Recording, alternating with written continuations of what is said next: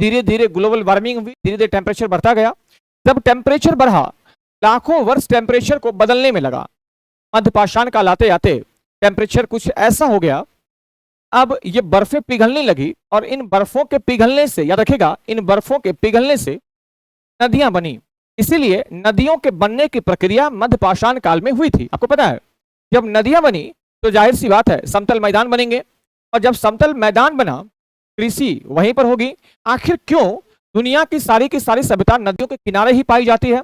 आखिर क्यों Harappan civilization Indus valley नदी सिंधु नदी के किनारे है?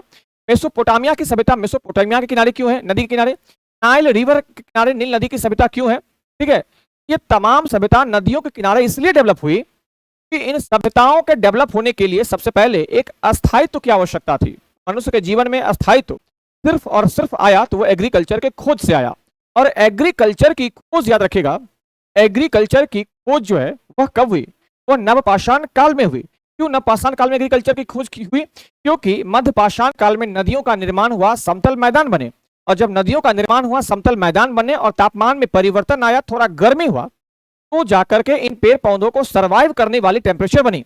और परिस्थितियां ये हुई कि नवपाषाण काल में अब कृषि के साक्ष्य आपको मिलने लगेंगे, या नवपाषाण काल में लोगों ने कृषि कार्य करना शुरू कर दिया था, याद रखिएगा।